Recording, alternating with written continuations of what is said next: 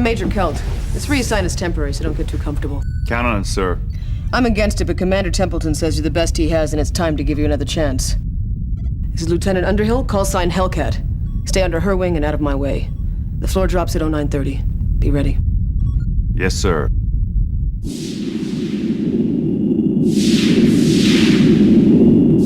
Solar Eclipse is a nice hidden gem for fans of on-rails shooters.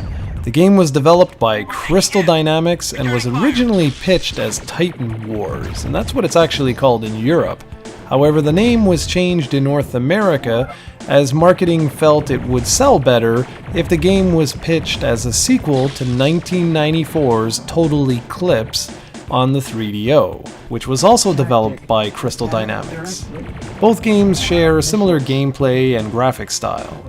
In Europe, a PlayStation 1 version was released, however it was a direct port of the Saturn version as far as I've been able to gather.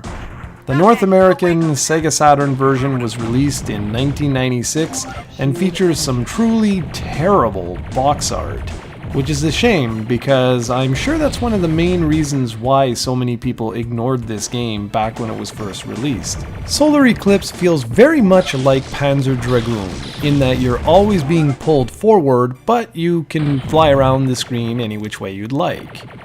Before we get any further, I should mention that this game is extremely affordable on the Saturn, going for an average of $20 for a complete copy. Considering how much fun the game is to play, that's quite a bargain. Now there's a heck of a lot to say about this game, so let's go ahead and get started. For one thing, don't let its outward appearance sway you in any way. This is not a generic shooter. It's actually one of the best on the Saturn, and for its time was extremely impressive. The difficulty curve is one of the game's best features.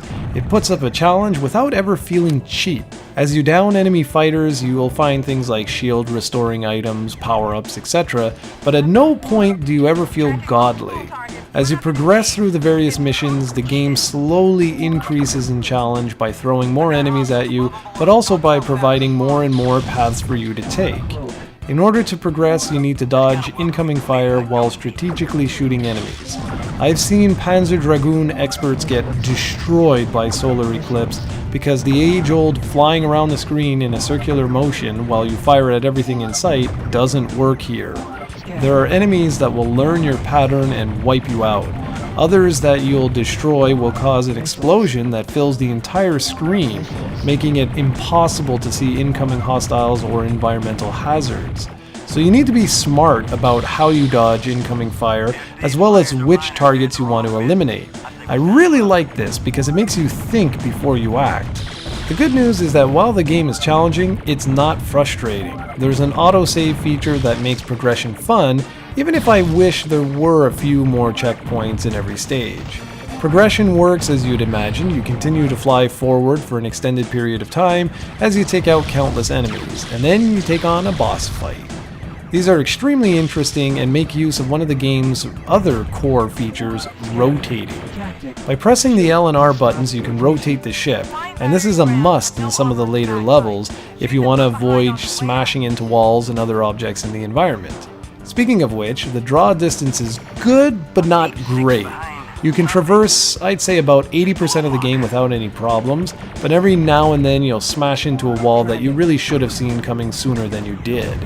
You can also accelerate or decelerate by using the A and C buttons, which is a must for traversing some of the maze-like tunnels later on in the game. When you couple all of these different elements together, even the flying portions can prove to be challenging. Weapons are handled rather interestingly here. If you grab the same weapon power-up twice, it will increase your overall weapon strength. And I like this because it adds some strategy to selecting which weapons to pick up and which to leave behind. Solar Eclipse is a really fun and surprisingly deep on-rails shooter.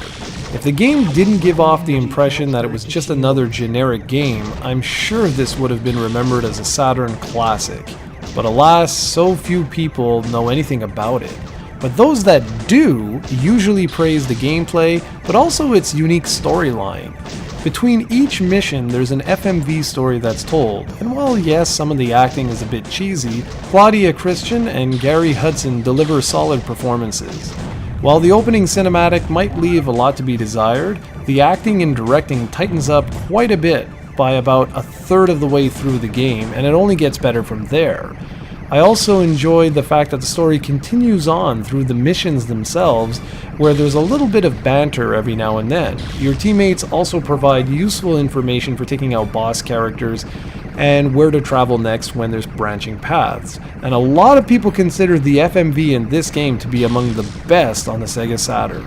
I've said it before, but I'll say it again. Don't let the game's simplistic look fool you. While almost every single 3D game of this era hasn't aged that well, this is not one of them. This is a game that has aged well. It features solid gameplay, unique strategy, and an audio-visual package that is surprisingly decent. Given the rather low asking price, this one comes highly recommended, guys. Go and check it out.